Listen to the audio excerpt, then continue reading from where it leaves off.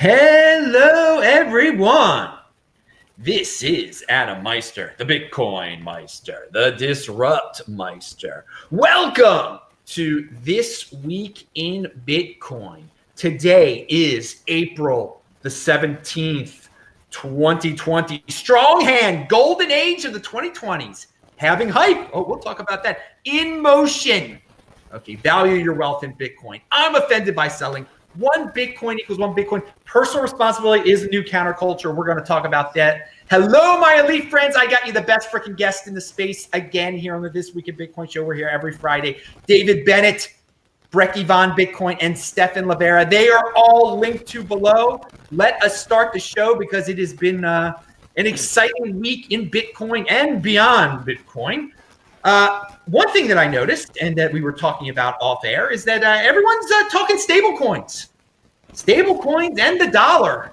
Seems like a lot of people want to hold stablecoins these days that are equivalent to the dollar.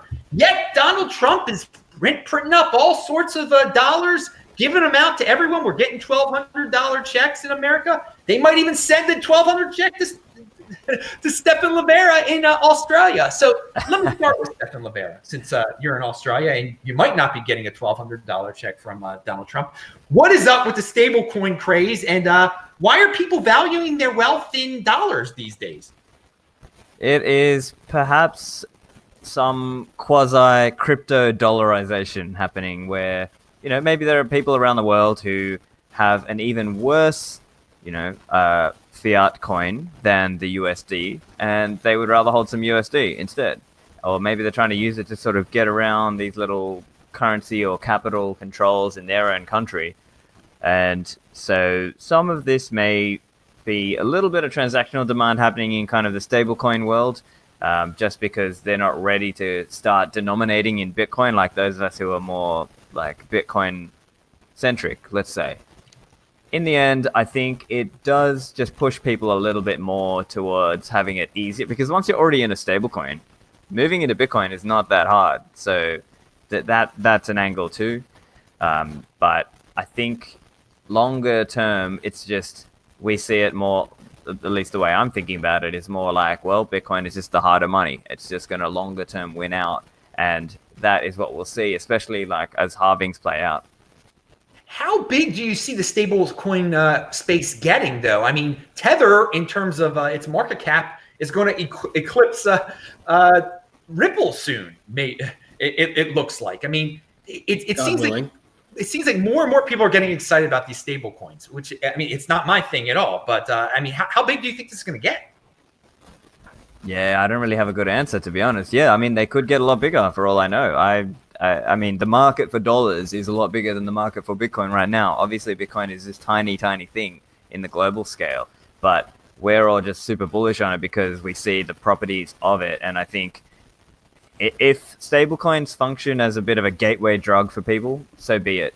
Obviously, I don't mess with stablecoins myself, but yeah, it may just end up being, it's what gets people started on their journey of coming into Bitcoin. That's my take.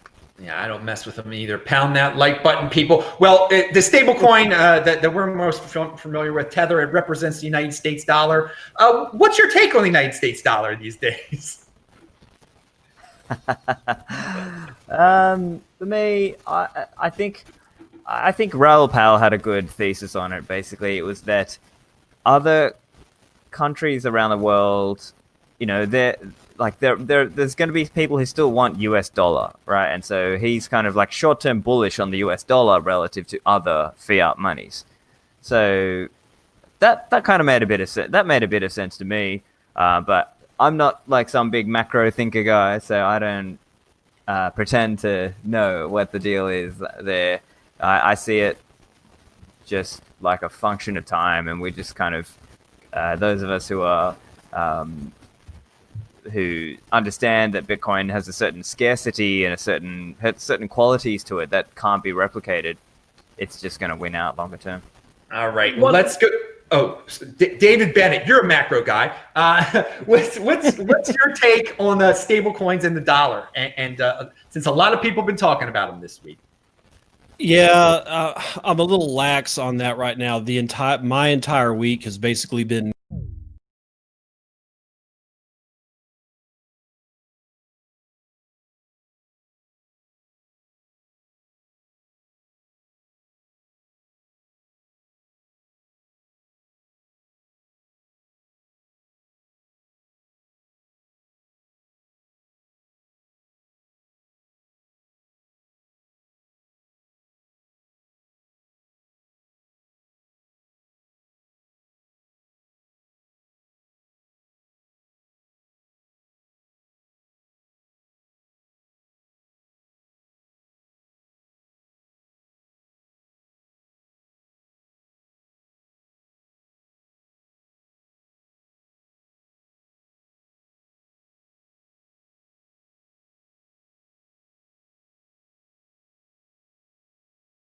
coming back. Really? Who's Taika Waititi? All right, All right, we're David, back. you're in the middle of something there. We're back. Yeah, the investment in stablecoins or this irrational exuberance around stablecoins.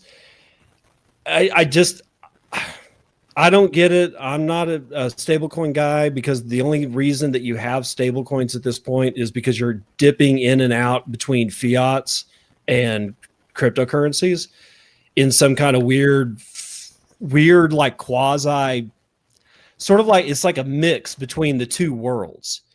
And I think somehow or another that it's an edge effect. The edge of cryptocurrencies meeting up with the edge of the fiat and the legacy financial system is causing some kind of like, I don't know, like a nice soft looking bed that you would like to go lay into because you just don't know any damn better. And I think, honestly, I think that's what's going on is that people are like, they know something's wrong with legacy fiat. They hear all this stuff about cryptocurrency. And yet the bridge in the middle is this stable coin. Oh, this tether equals $1 and this thing equals something else. And I think that's where the exuberance is coming from, but I don't think it ends well. I don't. David, I got to say, man, I have not heard anyone else say this. This is great stuff. It is a mass delusion. Some people just want to get into it for the heck of getting into it because other people were getting into it. I mean, there's some people that obviously use it for trading, but I think you're onto something here. I think it's some weird psychological thing too that's pumping up. Now there are plenty of logical reasons too, but I think there are some people that are just buying it to buy it just for illogical reasons. I'll take another side of this real quick. Brekkie, were you about to say something? Yeah, I got something. So I don't, caveat, stable coins are not hard sound money, and I don't really use them very often. Actually, I've never used a stable coin. But I imagine that there are some people who aren't able to get banked and who are using stable coins as the way that they would normally hold dollars anyway. Like I got a letter from my bank today about something just telling me about like my account info. And it's like, you can withdraw so and so, 6 times this month or whatever it is. And and being a Bitcoiner and looking at that now, I'm just like, what? You're telling me what I can do with my money? Like I was going to use a curse word.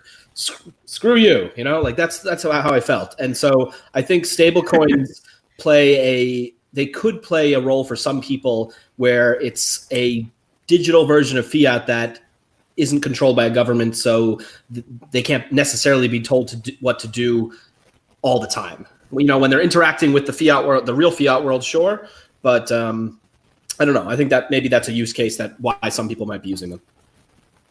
No, I know, and that is, and it's just this week we've definitely heard a lot about it, and we also heard that the Libra, Facebook Libra, they've given in to the government. They're not going to be a basket of coins anymore. They're going to be a stable coin depending on what country they're in. It's not going to be permissionless. I mean, this is not a shock to me at all. Brekkie, do you have any thoughts on Libra? I try not to. I try not to have any thoughts on Libra whatsoever. It's been said before, I do think it might be a good way to get people into Bitcoin. At the end of the day, everything you described, there's nothing new about it. There's nothing really revolutionary except for the fact that it'll be plugged into the Facebook ecosystem. So it has that massive reach.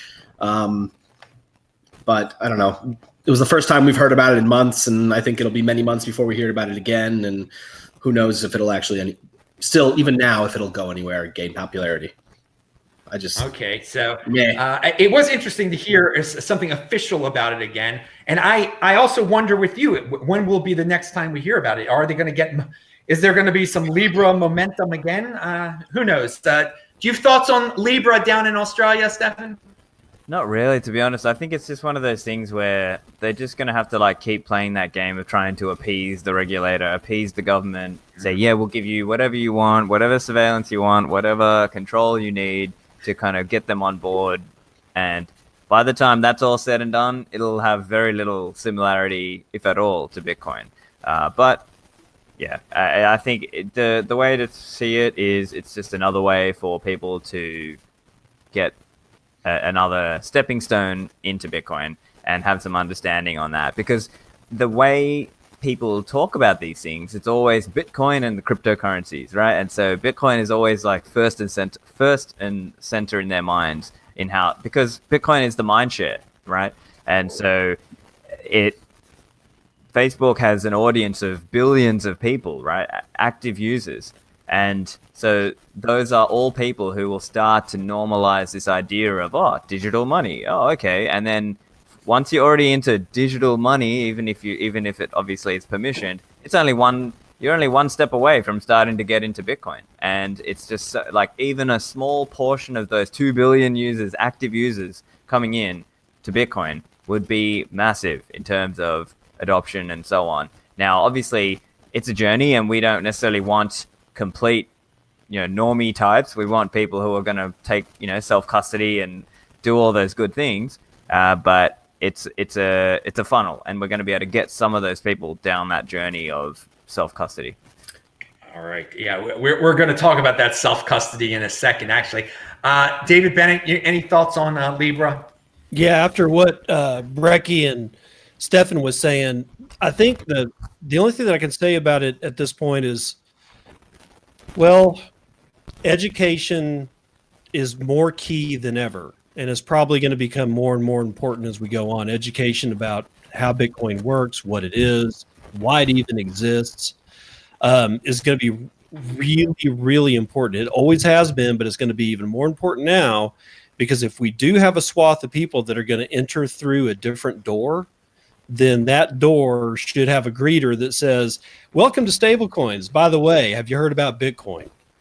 Because sadly, the masses of the people that are coming in, they don't know what we know.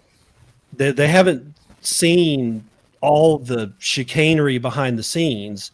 They're thinking this is all, it's a fresh and pure as the driven snow and all that crap. Well, we know different. And we know these people, the leaders of Tether, there are leaders of these stable coins, and leaders have a tendency to have addresses. And they also have a tendency to have mailboxes, which get subpoenas put in them. And that kind of thing is not good. So it's like, with Stephen's show or Stephan's show, people like, Marty and Matt Odell, those guys, the education on being able to convert the masses coming through the stablecoin door into Bitcoin is going to be more important than ever, because otherwise they're just going to be stuck in the stablecoinville, and God only knows what happens with stablecoins. I mean, you make a very good. It's a lot of exchanges. Control these stable coins. They go through the Coinbase door. They go through the Gemini door. The Tether, if they find out about Tether, I think they're going to be a little bit more deeper down the rabbit hole. So how do we feel about Tether on Liquid? Yeah, it's a good question. I think it's just one of those things where, again, it's kind of like another door. It's like, it's like a better door for them to come through, because if they're kind of in like that Liquid kind of ecosystem, it's kind of part of the Blockstream kind of ecosystem, and then they might be on Blockstream Green, and then they might have a Bitcoin wallet as well. So that's another angle too, right? Obviously, Liquid has its trade-offs, right? It is, you can have your peg out denied as well, so that's kind of a thing you have to worry about too. But I think it's a net good thing that that's coming to Liquid, and I think during this coming run we're going to see a lot more use of Liquid. At least that's my speculation. I think we will see more use of it, at least for the big players, like between exchanges and things. So yeah, and look, ultimately, even if you kind of zoom out, people will look at the price chart, right? And they will look at the price chart of this stablecoin versus Bitcoin, and it will eventually become very clear to them, oh wow, they're printing, because obviously all the printing going on, it's just going to necessitate that stablecoin is going down versus Bitcoin, and that is the thing that will twig the curiosity of the more normie-minded person to get into Bitcoin as well. All right, Brekkie, you brought it up. What are your thoughts on that, on Tether in that regard? Basically, if you're going to use these things that, use at your own risk. Like, I would rather them be tied to the security of Bitcoin at the end of the day. So, people are going to do what they're going to do, and I think they should be allowed to do whatever they want to do. So, it's a net, like Stephan said, it's a net positive. More good than harm. Did you have any thoughts on? I don't know. I didn't prep you for this, so I don't know if you even read it. But there was an article about there's more value on the Ethereum blockchain than on the Bitcoin blockchain because of all the stable coins moving on the Ethereum blockchain. I mean, to me, it's not a big deal. But did anyone have any? Wait, is this the Voorhees thing that popped up on Twitter today? It was yesterday, but he might have retweeted it today. I don't know. If we're talking about the same thing, I think he was actually wrong, and the metrics he was using weren't correct. Or he was talking about liquidity, so maybe this is different.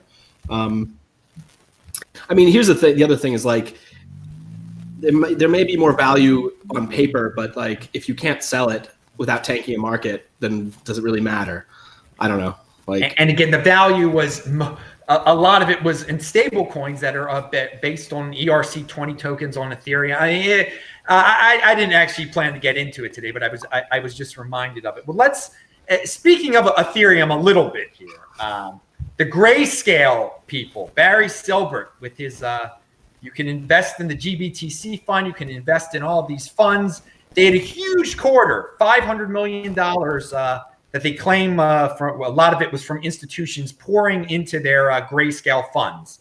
And the most popular one obviously was the Bitcoin one, and then the second most was Ethereum, and then the other ones weren't very popular at all. But it ends up that Barry Silbert, that the Grayscale controls 1.7% of the Bitcoin supply now. What do you think about that, David Bennett? That one group has that much Bitcoin? I don't know. I mean, I've had to live with Coinbase owning as much as that they've owned for months now, and I've kind of gotten numb to the fact that I don't know what these guys are going to do. I mean, the only thing that at this point, the only thing that would kind of mess things up is if they just market sold everything that they had and crashed the price, and then the question becomes, well, why would you do that? No. So the incentives aren't aligned. So I think that they're kind of in their own little jail. I don't want to say jail, but you know what I mean. They're unless somebody gets really looped and says, hey, let's just market sell all of our stuff, then we've got a problem. But the chances of any one of these guys doing that, no matter what we think about them, pretty slim. I got to say, I mean, it's like you're just going to kill the golden goose. And while people have done more stupid things than that before, it's not often. So although I'll just end that by saying, I don't like the fact that there's that much Bitcoin in either Coinbase or Grayscale. The thing with Grayscale is the users don't actually own anything. Of course, neither does Coinbase, because it's sort of like their wallet. But I don't know. It's a hard, like I said, it's a hard deal. The only thing that I fall back to is the fact that human nature, having a sense of greed, is probably going to not let them just do something stupid. I mean, as dumb as they can be. I've seen them be very, very dumb, but I don't know. It's not that I'm not worried. It's just that I ain't scared. Let's say that way. All right. Let's go to the Minister of Nodes here, right? Is that your name, Stephan Livera? We're making that a thing. It is now. It is. Okay. What's your take? Is it bullish? I mean, that all these people are buying into this fund, and they must think Bitcoin's great, but they don't actually own their Bitcoin. Yeah. So, I mean, that's quite a dilemma for those of us in Bitcoin, because we obviously all try to preach and teach about self-custody, and yet there are these large entities that are not basically those entities are the ones who control the Bitcoin. So it's kind of sometimes you take the good with the bad, right? Because there'll be some people who, for whatever reason, they're not competent enough yet. But I've had some success with teaching people, like once they've started down that pathway, then saying, okay, well, now it's time for you to go to the real thing. So sometimes it's like a stepping stone, and that might be a good thing. But obviously, there is the negative downside that potentially Grayscale could try to throw their weight around, and maybe that might impact the way the protocol upgrades happen and things like that. That's a possibility. I would say it's unlikely, though. I think we're getting to the point now where the messaging is getting better as well, right? So we've got companies and we've got people out there who are constantly pushing the self-custody angle, and they're getting taught. And also the exchanges are going down here and there, right? Like you'll see an exchange go down, and then people start thinking, oh, whoa, actually, yeah, I do need to learn how to self-custody. So that's an interesting angle as well. I have had some, funnily enough, I've had some clients of like Ministry of Nodes where, yeah, they have let's say some KYC thing came in on the exchange, and now they started to actually, that put the fear into them of, oh, whoa, actually, yeah, these Bitcoins could be denied me. My withdrawal could be denied from me. So it's time for me to start learning about self-custody. And so take the good with the bad. Scared straight. Yeah. I like. Yeah, go on. Brett, oh, sorry. I didn't mean to interrupt you. You got a little click. It cut you off there. You something else to say, Stephan? Sorry. Oh, no, that was it. Yeah, I was just basically saying you take the good with the bad there. Okay. Brekkie, your thoughts on Grayscale? Well, it's been said before, but I think Bitcoin truly is different things to different people, and it can be multiple things at different times to different people. You know, like when I first bought some Bitcoin, it was a number go up thing. I was like, oh shit, I better catch this wave, and then we dumped. And for a lot of I would imagine for a lot of the people who are buying into Grayscale, it's purely an investment. You know, they're not looking at it as a way to opt out, excuse me, to opt out of government money. And maybe at some point they will, the same way I did, and it will become both a long-term HODL investment and, you know, a tool of freedom and empowerment. And I think that's just up to the individuals. And, you know, it's not really, we can encourage people and we can teach them and try to get them to understand why we believe X, Y, or Z about Bitcoin. But, you know, it's not on us to force anyone's hand. So, you know, some of the things that Stephan was saying, like, you know, worrying about like undue influence over the network and development, those are like where my real concern would be. If some fat cat, you know, living in Manhattan wants to, you know, invest a lot of money into Grayscale, I don't care. Good for him, you know? And if the day does come where, you know, the people at Grayscale say, oh, we're not going to give you your Bitcoin, well, you know, they'll learn that hard lesson the hard way, unfortunately. But so I don't know, you know, maybe we can educate them ahead of time. We can do our best, but at the end of the day, is what it is. All right. Well, I think that Bitcoin's so great, there are people willing to pour millions of dollars into something that is kind of Bitcoin. That's a good sign. All right. That sounds like a good name for a new token on Ethereum. Kind of Bitcoin. Something like that. Introducing Brekkie's new ICO. Kind of Bitcoin. Pound that like button. Well, we want the real thing here. Okay, we understand what the real thing is, and coming up on May the 12th, we're going to see the real thing cut in half. The halving is coming up in 24 days. All right. So the news cycle has been dominated by. We'll talk about what it's been dominated by in a few minutes. But so there hasn't been much halving hype as last time. But who knows what might happen in the next 3 weeks here. So I've got you here, Brekkie. I haven't heard your take on the halving. What do you think's going on? The halving. Are you excited? You know what? I'll be honest with you, and frankly, I blame Stephan Livera for this. I really do. My outlook is so long term that I don't care. Heck yeah, I love that. You know, like I'm not going to sell after the halving. You know, maybe I'll buy more if it goes down, but like, you know, it doesn't matter. It does matter and it doesn't at the same time. So I don't know. It'll be interesting to see what happens given the current market environment, though. You know, Bitcoin has never been in such a market before. Not really. So yeah, we'll see. No, it definitely hasn't. Nothing's been in such a market before, where every government becomes a fascist regime. No, this is news. This is definitely different. Stephan, you're having thoughts. My halving take. Yeah. So look, same as me. Has to be different. Look, man. I guess, kind of first level thinking, I would think, like I did an interview with Matt D'Souza from Blockware Mining.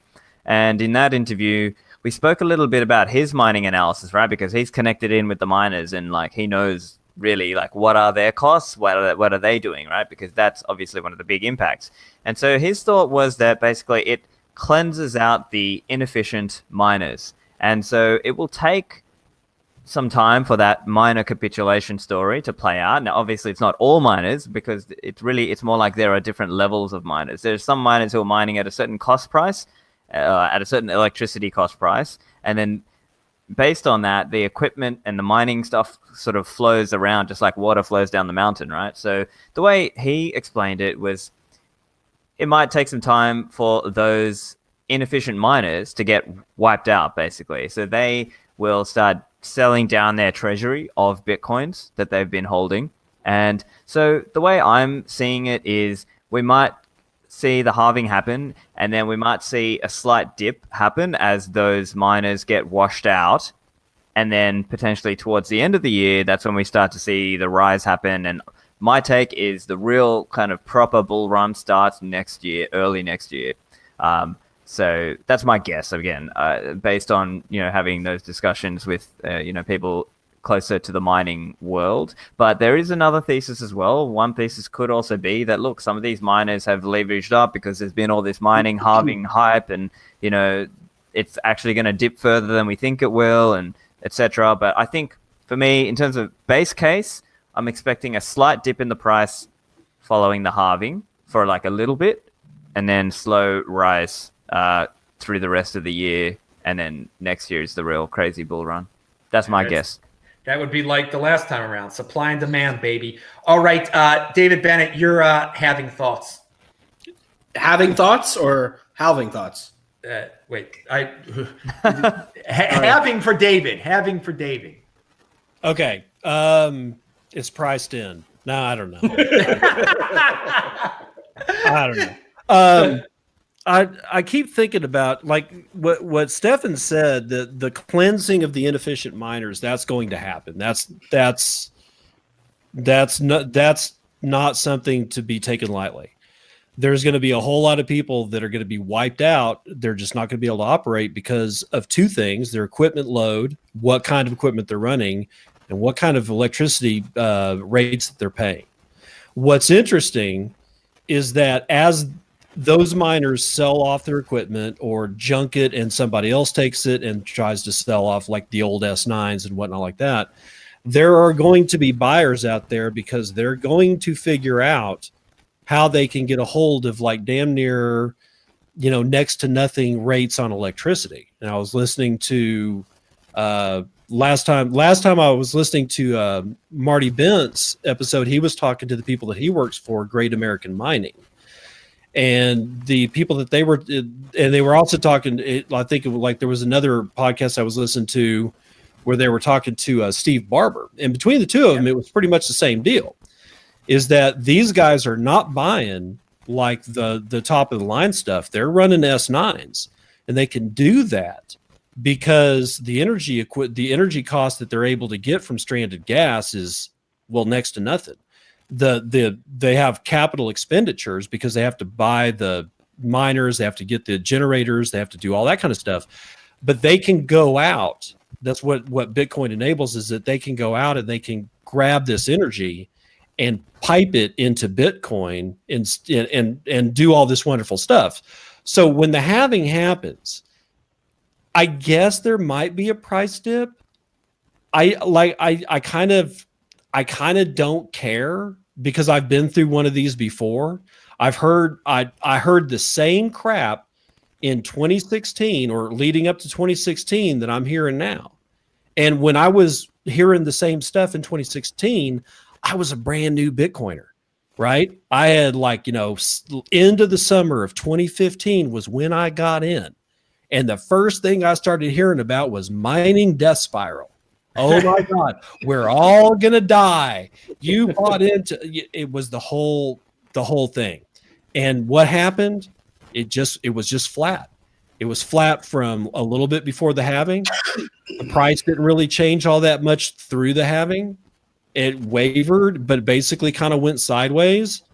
And then we get into the 2017 run. And you know what happened? Okay, so it is going to shake everything out.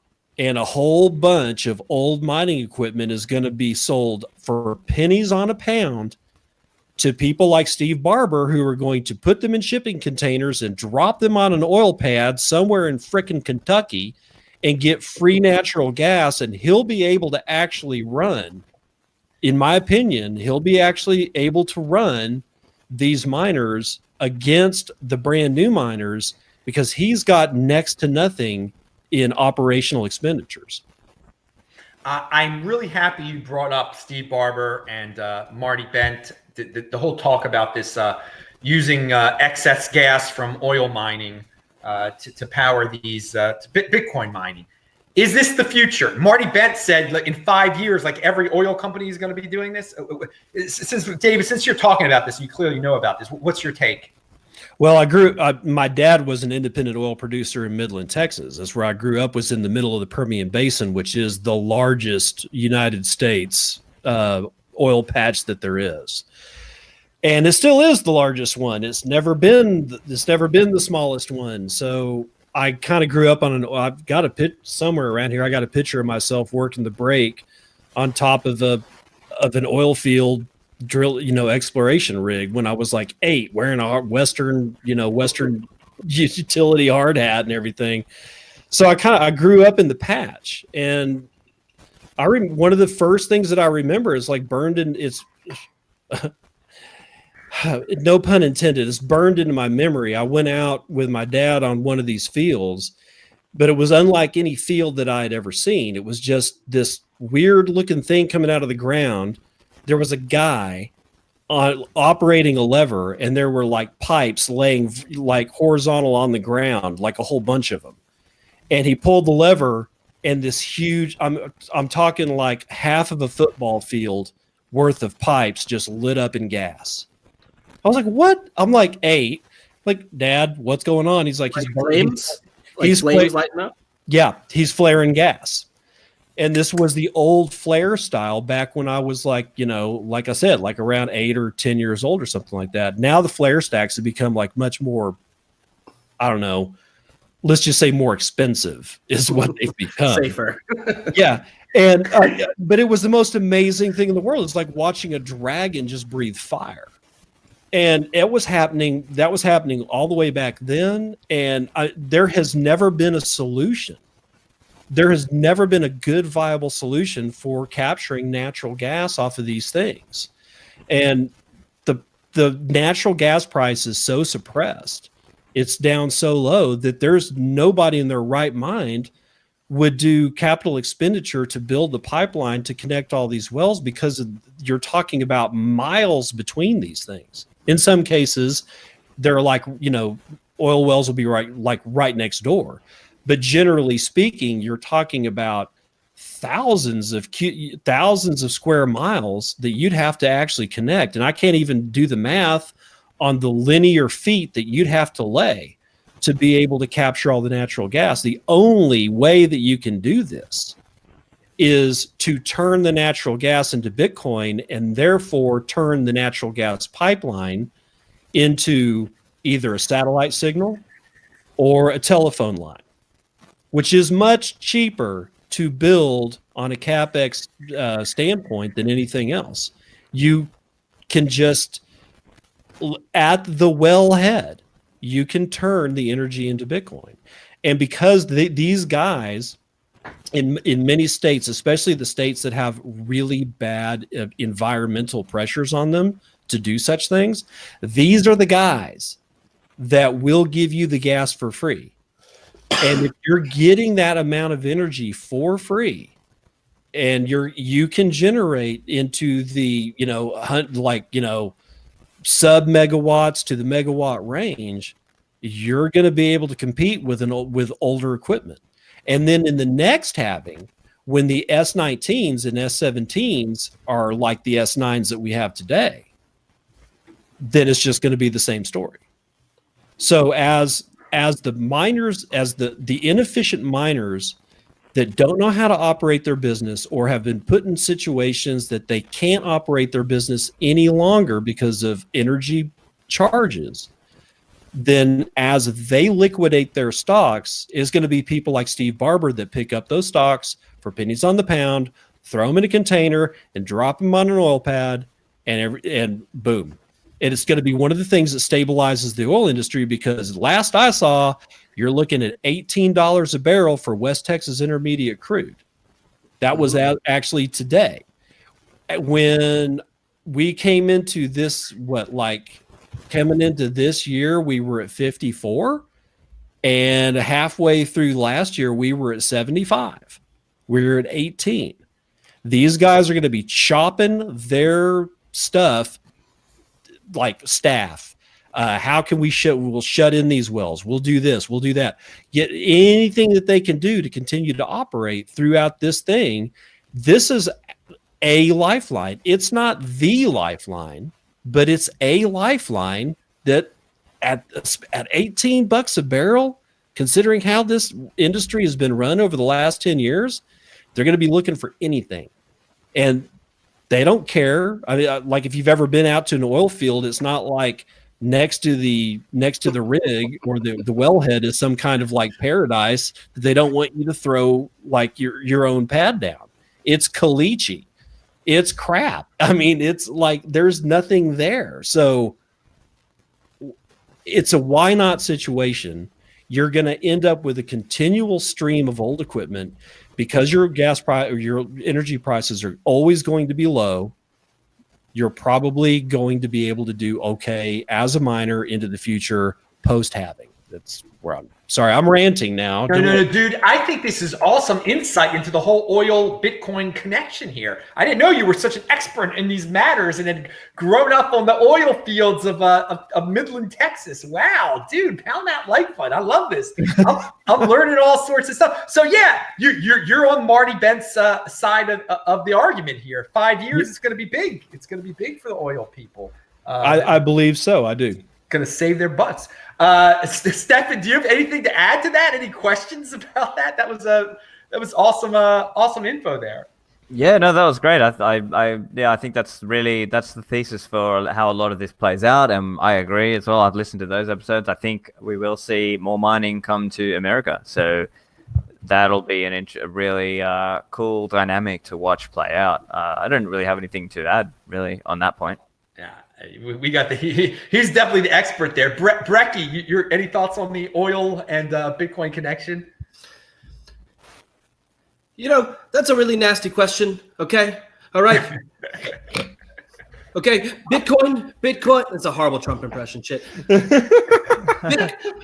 Bitcoin is a national security issue for America. All right. Okay. We're going to mine all the Bitcoins. We're going to have all of them. They're going to be great. They're going to be the best Bitcoins. They're going to be better than your Bitcoins. Okay. Saudi Arabia, you better listen. I got nothing. Pound that like they won't all be mined in China. China. It's going to be huge. We're going to build the biggest Bitcoin miners, S17s. We're going to do S20s, S21s. We got the comedy hour here tonight. Okay, guys. It's Friday, It's Friday, baby. It's Friday. All right. Okay. So we talk about oil. Let's get into. Well, I'll start this one off with Stephan because it's Australia. Time to talk a little Australia and virus here. Australia could keep coronavirus restrictions for a year. Oh man, that doesn't sound very good. Here's another related thing. This is from Carnivore MD. I'm hearing more and more talk about preparedness for future pandemics, virtually none of which includes any meaningful consideration of metabolic and nutritional health of our population or the massive role this has played in our current pandemic. Time for a paradigm shift. Okay, yes. People need to take personal responsibility on so many levels, financially and health-wise. So give us your lowdown on what's going on down there in coronavirus land. Mate, I've got a lot of thoughts on that because I think society has completely disproportionately responded to this and responded in the wrong ways, right? Now, let me just hypothetical, right? Like I'm a libertarian. I wouldn't actually do this, but hypothetically, imagine if I just said, let's have fat camps. All right. So if you're fat, we're going to take you away. We're going to put you on the carnivore diet and we're going to make you lift weights 3 times a week. You can eat as much meat as you want, but no sugar and no seed oils and all that. And basically just eat meat. That intervention would probably save more lives than this, and at lower cost than this crazy lockdown, right? What's the biggest killer in the world? Heart disease. What is the biggest reason why so many people are highly susceptible to coronavirus? A very high proportion of them are people with diabetes, are people who are obese, and you've seen different doctors come out and say things like, hey, of the 23 patients I had who were hospitalized or who went to critical condition, 22 out of 23 of them were diabetic or pre-diabetic. So it kind of... But have you tried a wheat thin before? Have you tried one? They're just freaking delicious. I'm sorry. Normally I'm on keto, but I'm on a break right now. Fucking wow. So instead of people being able to go outside and get some sunlight and, eat well and put themselves in a position where they are far less susceptible to this virus and that their immune system is far stronger versus this virus, the world is locking people inside their houses. They're in less mental, having more mental issues. Some of my friends are kind of having like depression sort of symptoms and things because they're like, locked inside basically. And there are people who can't work. It's just ridiculous. So here in Australia, we've had this complete police. It's become a complete police state. You literally cannot leave your home unless you fit one of these, I think, 15 or 16 reasonable excuses, right? And so we've seen cases where some guy got done for eating a kebab on a park bench. We had another case where I think she was a 17-year-old girl, and with her mum, who obviously they live in the same house, and they were going driving. So again, windows down, they're going driving just to get the learner license, driving hours. They got done. It's like all these people getting done for ridiculous things. It's all becoming like this massive police and surveillance state. We've got like, Karen-topia, where Karen dobs in and narcs on people to the state, when we could have responded to this in a much more rational fashion. We could have, the world could have done something like, hey, protect the high-risk people, right? Like the old people and the immunocompromised people, and the young people go and keep working and, keep the gears turning where you can, obviously. Like, make sensible, decisions, right? Wear masks, wash your hands, do those kind of basic things, right? And to me, it's just been so incredibly destructive. And people are going to look back, a couple of years from now, they'll look back and realize, wow, those lockdowns were incredibly destructive. And they ushered in a whole new era of surveillance state, police state. It's just completely disproportionate. Have you been surprised by some of the people's reaction, the supposed Bitcoin fans' reaction to this, that are cheering on this police state? I mean, there's a lot that's been revealed. Who's doing that? I haven't been paying attention to that. Or I just we're not going to name names here. We're not going to name any names here. I don't want to name anyone on Twitter. Was there what about the justification for it then? Don't talk in abstract. What were they saying? Yeah, so some of them would say things like, okay, but we need a state to, restrict the movement of people, to try and restrict the virus. Or some people kind of come from that view of like, oh, well, you've got to like, you need to kind of do this initial lockdown because we don't know what's happening with it. Now, I think the better arguments are things like, hey, let's, maybe it was like, oh, do a short-term lockdown to build the capacity in the hospitals and things like that, right? But the thing for me is the narrative just keeps shifting, right? So at the start, we were sold these lockdowns on we need to protect the hospitals so that they don't get this massive peak load problem, right? Like just So, and then we'll get people dying who could have otherwise been saved, but because there was no hospital capacity, blah, blah, blah, right? But then what we've seen, especially here in Australia, is more like we've not just flattened the curve, we've like massively dropped that curve. And now they're still talking about like, oh, but we still need to have all these restrictions and blah, blah, blah. And like, thankfully, we're not doing the New Zealand strategy, which is like they're trying to go for the full containment, which is ridiculous because as I understand it, that will leave their population more fragile because then if someone comes in from internationally, because you're not going to eradicate COVID globally. So if somebody comes in internationally, now you've got to start thinking about like stopping and quarantining at every single point rather than actually, what humans have done for thousands of years, which is more like the herd immunity idea. So. I've got to say one thing. I just had a thought, and it's sending me into spirals of laughter over here. So what you're basically saying is that New Zealand is now literally 100% a country of sheep. Is that true? Oh, yeah. Yes. Yeah. Yes. Sad. Yeah, it is. I mean, this can't go. I mean, but that quote that I read, there are Australians, speaking about sheep, they want this to go on for a year longer. Stephan, what's going to happen to the economy if this? Yeah.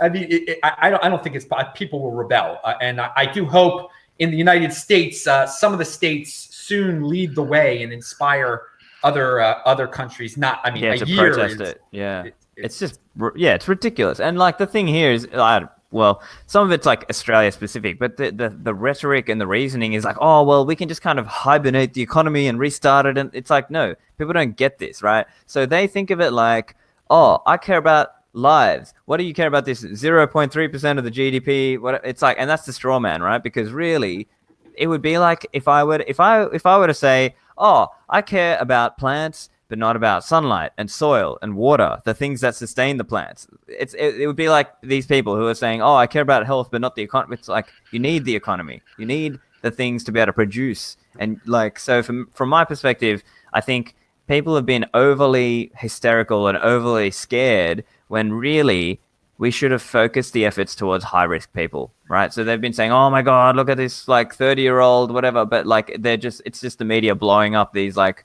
outlier or small cases that are not representative. So that's my perspective on it. But what do you guys think? Well, no, you also tied it into to Bitcoin beforehand when we were off. Oh, that too. Yeah, for sure. Because I think that is the story as well. Because a lot of fiat food, right, has been basically subsidized. We've pushed people down this pathway of being really unhealthy, and so then they are now more susceptible to this virus. And it's kind of socializing the cost of the hospitals and the healthcare system and everything, because we're all stuck in this socialist system where, the fiat food kind of companies who produce all these really unhealthy foods have basically capitalized their profits and socialized the losses onto everybody else.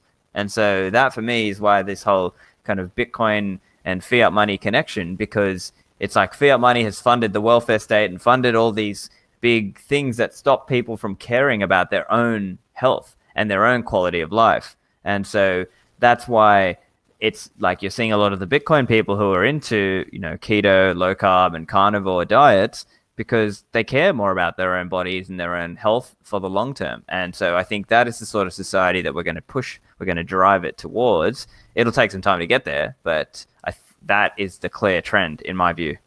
Well, I don't know. I would hope people lean toward personal responsibility, but right now people are begging the government to solve all their problems. I mean, it is complete bootlicking of the government. Do something for the sake of doing something. They shouldn't do anything. Let's. You've seen what doing something is. Everyone's locked in their house now. That's their answer to do something. And some people like it. David, you haven't said anything for a while. Your thoughts on this? I'm stuck on the food issue here.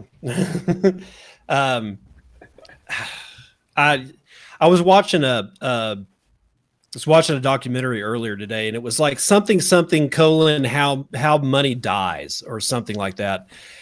had great information. At the end, it turned into like I was like, oh God, I've watched an infomercial for buying gold. Peter Schiff was in there, and the way they were talking about gold, it was like, and we do it when we talk about Bitcoin too, and the legacy financial system does it when they talk about like dollars and yen and all that stuff. Like, you can't eat any of this. If push comes to shove, like if a solar flare happens and half the world loses all power and even Bitcoin's network is disrupted, we got bigger problems. We got way bigger problems, and nobody knows how to grow food. Not for themselves, not for their neighbors, not for anything. I know how to fill out a 1040 EZ form. I know how to waste my time talking to my freaking accountant. I know how to argue about technical analysis on stocks. I know how to do all this stuff, and none of it feeds me. None of it. It's pronounced stonks, first of all. I'm sorry. That's It doesn't matter if you can't grow your own food, because seeds have been deemed non-essential and you can't grow them anyway. So I don't know what the problem is. Yes, agreed, Brekkie. Agreed. But seriously, it's a system where I've thought about I think about this a lot. The destruction of the family, this narrative that's been foisted upon us for God only knows how long. And that narrative includes stuff like, let the farmers do it for you.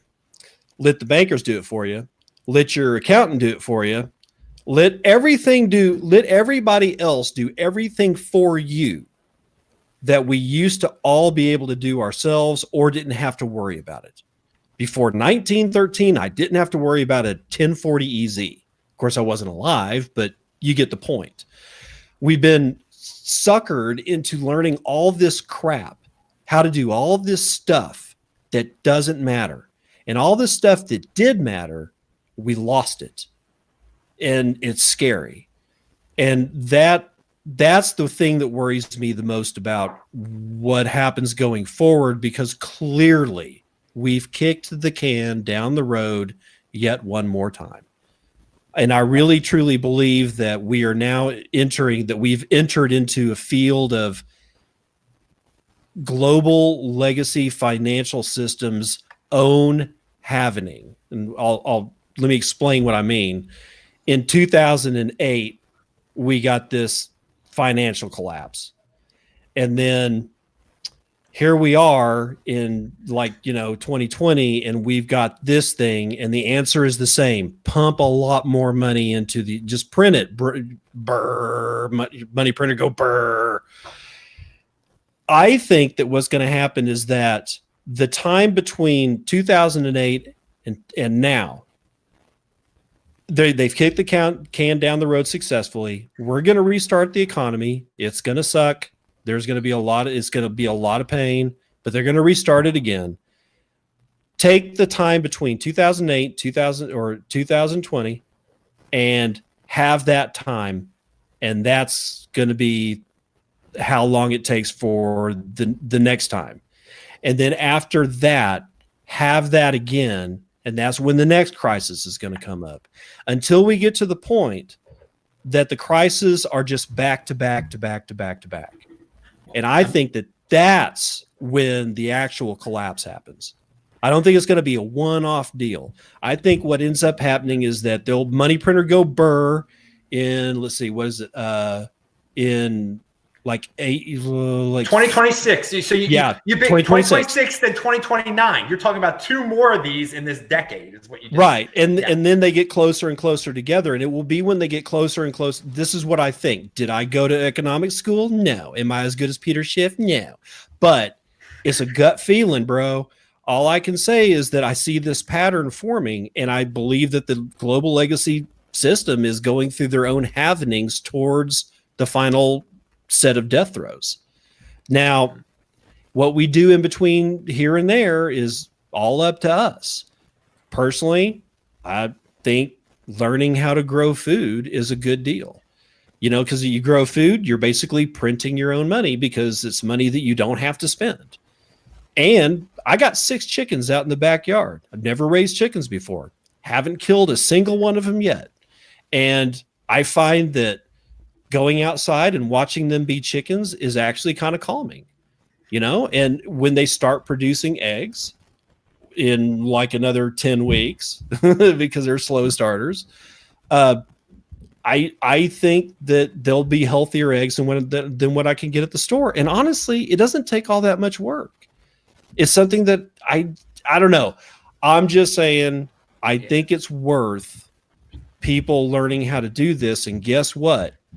The majority of the people will not learn how to do this. Well, I think an even simpler thing, which Stephan alluded to, is get yourself healthy. Okay, so you don't have to rely on the medical system, which clearly is totally out of whack. I mean, but see, that all boils down to food, the quality of the food that we eat. Because if we're going and like, I got a friend that says, I went to the store because I'm on this health kick, and then he shows me this jewel case full of some kind of weed or something like that. And he's like, I don't even know what this stuff is called, but I'm eating it because I want to get healthy. And I'm like, you clearly don't know the first thing about any of this. You're just reacting. And this is not healthy. The health comes from learning what the stuff is, i.e., this is why you want to learn how to grow stuff so that you know what to grow. And then you can fine tune that as to, I don't want to grow this because it doesn't do anything for me. And I want to grow more of that because there's more vitamins, minerals, that type of thing. Ranting is just that the food issue at this point is probably the most important issue that we got, but we're not really talking about it. And I'll just lay this out on the table right now for the end of it. The end of my rant is this. The average age of the farmer in the world is somewhere around between 57 and 60 years old. Whoa. I'm not lying. I'm not making it up. It's not hyperbole. I got sucked down the rabbit hole by another Australian, Stephan. But what kind of farmers are they? They grow in one thing. They're growing soybeans and that's it. Yep. They're growing corn and that's it. That's pretty, and that's the majority. That's the majority of the farmers in the world are growing, quote unquote, either staple or commodity crops, and they are 57 to 60 years old. So I don't even want to know what the numbers are about nutrition food. But Stephan, I wanted to tell you that the whole reason I ended up in Bitcoin was because of an Australian called Bill Mollison. Ever heard that name? No, I don't know him. He is from Tasmania and got famous in the 1960s, 1970s. He died a few years back, but him and David Holmgren, which was his grad student, was a progenitor of something called permaculture, which is basically permanent culture. A lot of people misattribute the word to being permanent agriculture, but it has everything to do with agriculture. It has everything to do with soil health. It has everything to do with water retention on the land, because in Australia, water is a thing. It's a huge thing.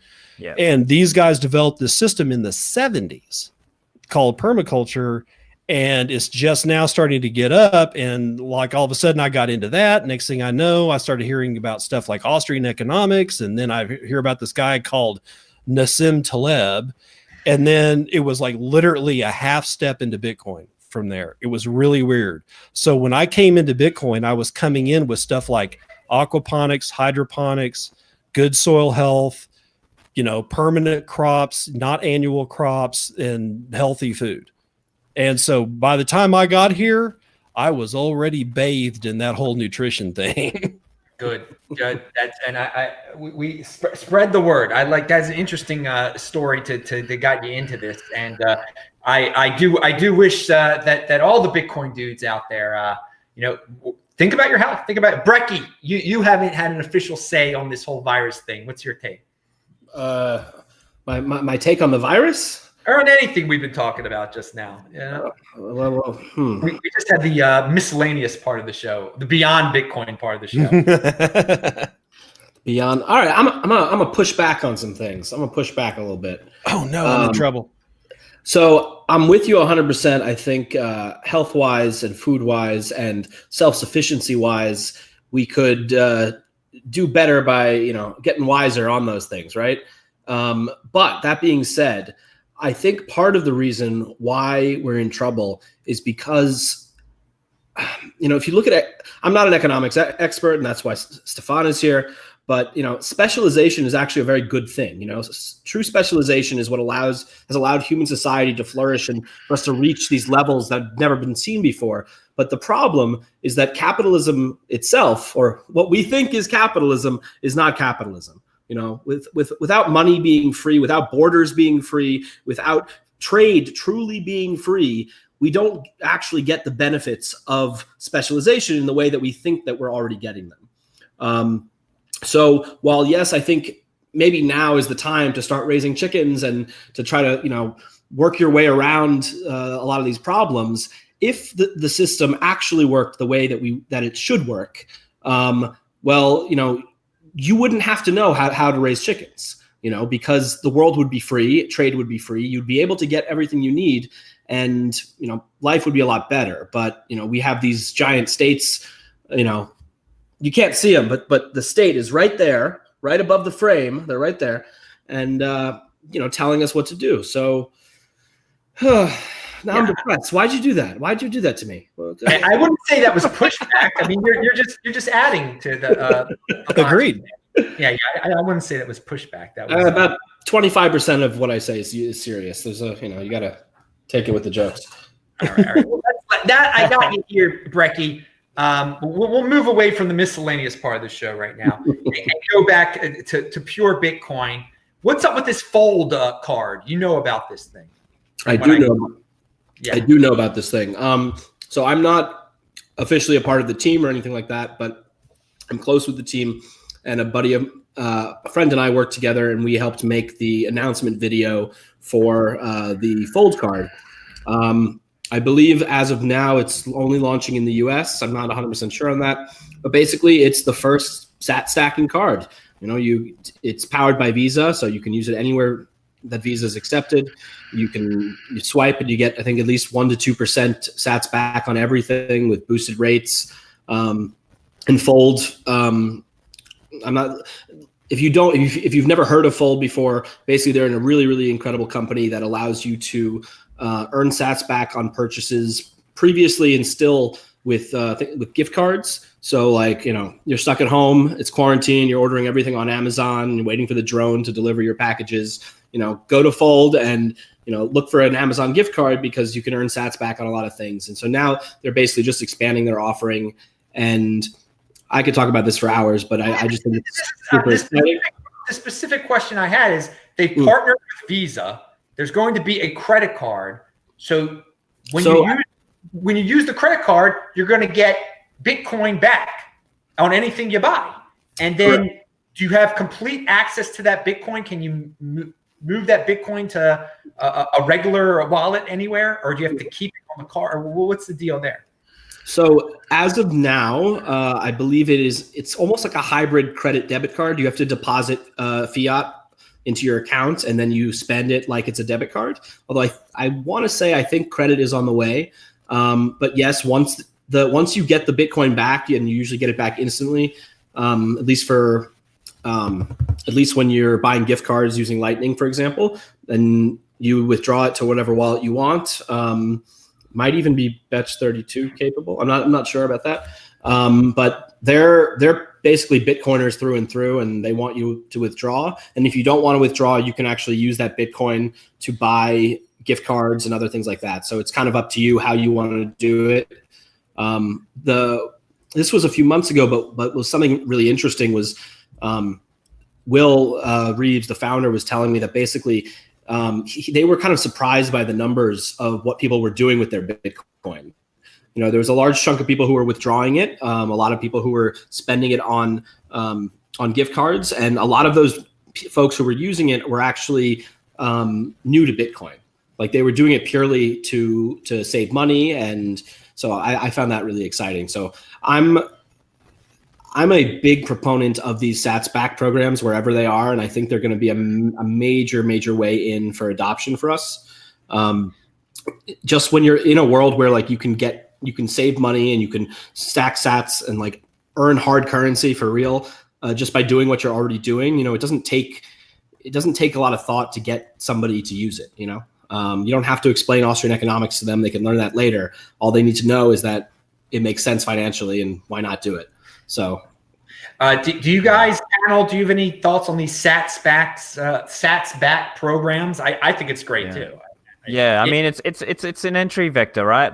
But I guess it depends who you speak to, right? Because some people would say, "Oh, that's all permissioned, it's all KYC, blah blah blah." Like, look, I think there's like a good and a bad, and it's the same kind of thing. You got to take the good with the bad, and I think on net they're positive because they're getting new people in, and then we can kind of teach them more about self-custody, and now start caring about your privacy and all these other things. So it's kind of like a in between position, So I think absolutely net positive.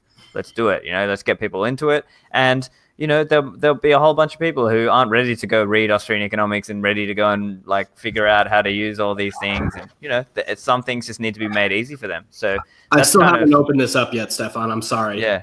I'm really sorry. I can't do it yet. I'm going to, but I haven't done it yet. You're on quarantine, man. You got to do it. I don't think quarantine's going to last that long, but we'll see. Yeah, it may not last that long. It might not last long enough. But yeah, guys, look, sorry, I've actually got to head off because I've got another interview I've got to do soon. So, look, thanks for having me, and I'll leave you guys to it. But yeah, maybe just check out my site, stephanlivera.com and ministryofnodes.com.au for Bitcoin coaching if you need it. But yeah, with that, I'll leave you guys with it. Catch you guys soon. All right. Thank you, Stephan, for your time. Good luck and good morning. It's Saturday there. All right. Thank you. That's right. See ya. All right. We will continue here without Stephan. David, did you have any thoughts on the what we're just talking about? Ways SAT adoption. I really like Fold. I really do. And although I will say that one of the things that I didn't like about Fold was the two-step dance of having to buy the gift card, and then do other stuff to be able to get my sats back. So this Visa card, I have been waiting for this for a year. Honestly, I just want to swipe the card and get my sats. Have you spun the wheel today? Should we spin the wheel?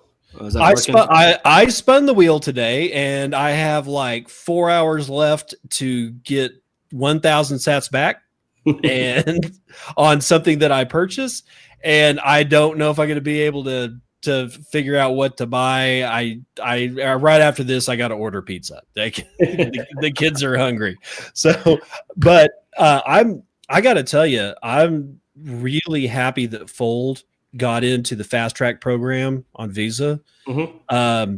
I think it's going to be, like Stephan was saying, an entry vector of huge proportion. And this somehow or another, I keep thinking about how we first started this entire show with the talk on stablecoins, and how it's that edge effect between cryptocurrencies and getting into Bitcoin. And this is like sort of the fiat system rubbing up directly against Bitcoin with it just minusing the whole stablecoin nonsense, right? And this is one of the reasons why I really like Fold as a company. It's a good ethic, it's a good morality, it's like got really great people behind it.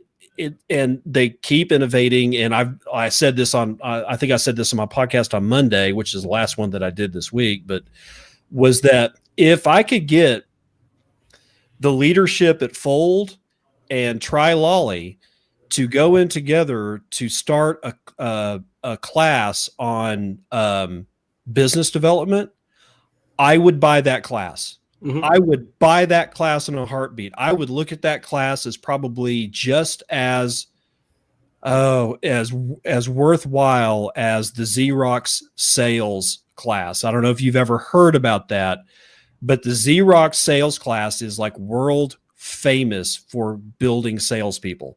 Whether you're selling Xerox or bottles of beer, it doesn't matter apparently. But nobody has a business development class that I've seen that is like of that kind of noteworthiness. And both the guys at Fold and Trilolly, it's like every single time I bring up my freaking Twitter feed, it's like, we've added this vendor and we've added these vendors. And it's like, oh my God, what do you guys do? Just like pick up a phone and say, let's do it, bro. And the guy goes, yeah, okay, let's do it. Well, so that's what I'm saying is that the business development that's going on behind those two companies is so impressive that I want to take that class. So what's interesting about that is on the one hand, you're right. They're using the playbook and they're using it masterfully. Like every move, they're just doing a great job. But what I find really cool about these two companies is they're actually in some cases showing how Bitcoin can really benefit these businesses and not just their users. So like companies, what I've talked to Alex from Lolly and Will from Fold, and what happens a lot of the time is like they might onboard someone and eventually like they'll get curious about Bitcoin and like ask like why, like what's the deal, like because normally like they don't really care as long as like those companies are getting more customers. Great, that's normally what they care about. But like Fold, for example, like when you pay with Lightning instead of paying with fiat, you're bypassing the Visa network. You're bypassing all the fees that are associated with the fiat system, and everybody saves money in that case. And so, with things like, I don't know if you've started using Lightning Strike yet, like Jack Mahler's thing yet. I've got it. I haven't been able to play around with it, but I've got it. I've got Strike. Mm-hmm. So for anyone who doesn't know what it is, Jack Mahler's amazing guy. You should look him up. Strike is basically a app. I think it's still in beta that allows you to take fiat and immediately spend it in the form of Lightning Bitcoin, whichever way you want. So like in the context of using Fold, like you get a much higher sats back reward when you pay with Bitcoin. And I'm not an advocate for spending Bitcoin right now. I think it's a long-term hodl, blah, blah, blah, blah, blah. It's a store of value. But when you're taking your dollars and they get immediately converted to fiat immediately converted to Lightning, and you use that to pay an invoice and get your Fold card and you get your higher reward, there's no difference to your hodl stack, let's say, right? And so what's happening is we're using the Bitcoin rails to help people out, to help them benefit in ways that they couldn't if they were just using the fiat rails. So I don't know. I find that like just kind of really subversive and really amazing. And I'm just excited to see what's going to happen with Strike and all these other companies as well. Well, since we're talking about other companies, you got to deal with Swan. What's up with Swan? I do. I started working there as their creative director, and Swan is now my favorite way to buy Bitcoin. Basically, what our main focus is on dollar cost averaging. So within the 49 states minus New York, though we are working on getting a Bit license, you can start with as little as $5 a month, and you can you set up a recurring plan and automatically debits your bank account, automatically buys Bitcoin. You don't have to think about when you're buying it. You just start accumulating. And we also have, if you want to, and we encourage you to do so, we have automatic recurring withdrawals to your personal Bitcoin wallet. So it's just a super, super easy way to get Bitcoin and start accumulating it. And is Brian Armstrong around? No? Okay, good. And our fee schedule is incredibly competitive, where I think if you're buying over $50 a month, the fees are 70% lower than Coinbase's if you prepay your fees for the year. So that's like, $20, $25 a fee, something like that. If it's over 100, it's still 50% less than Coinbase. We're not a shitcoin casino. We will be Bitcoin only forever. And we've got some great memes on Twitter. If you go into the GIFs and you search for Coinbase, you might just see some Swan Bitcoin memes pop up. But yeah, no, they're a great company with great people. Jan Pritzker is our CTO, who wrote Inventing Bitcoin, which is one of my favorite books. It's small and really encapsulates Bitcoin in like 100 pages. Corey Clipson is our CEO and other founder, who started Give Bitcoin, which is our other kind of sister product, basically where you can gift Bitcoin to people. And when you do that, it gets locked for a year. So we custody it with Prime Trust. But that's so that someone who's new to Bitcoin doesn't go out and sell it for Ripple or sell it for dollars or something else that we don't think is a good idea.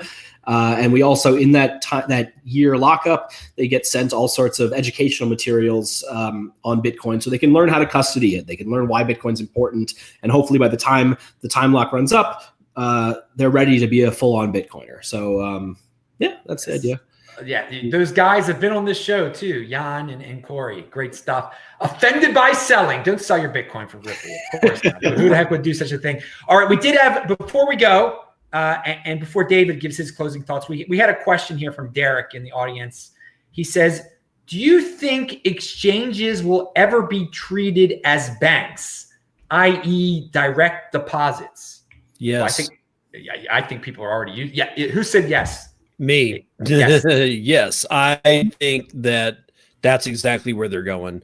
I think that's where they want to go. I think that's what their business model has driven them to.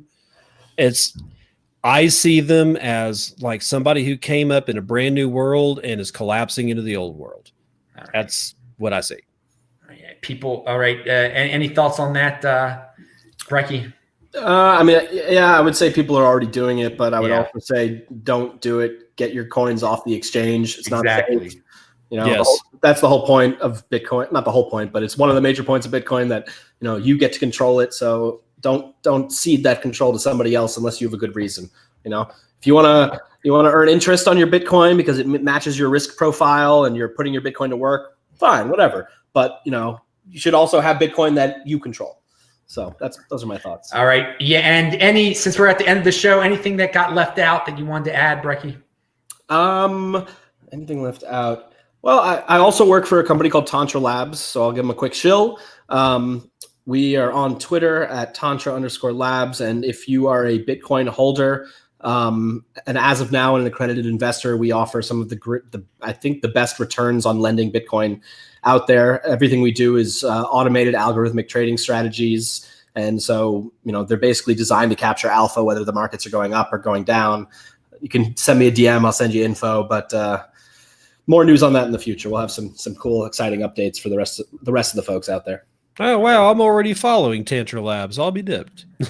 Remember, we got all three of these dudes are linked to below. So their Twitter, and you can find out so much about them over Twitter. I encourage you to follow them.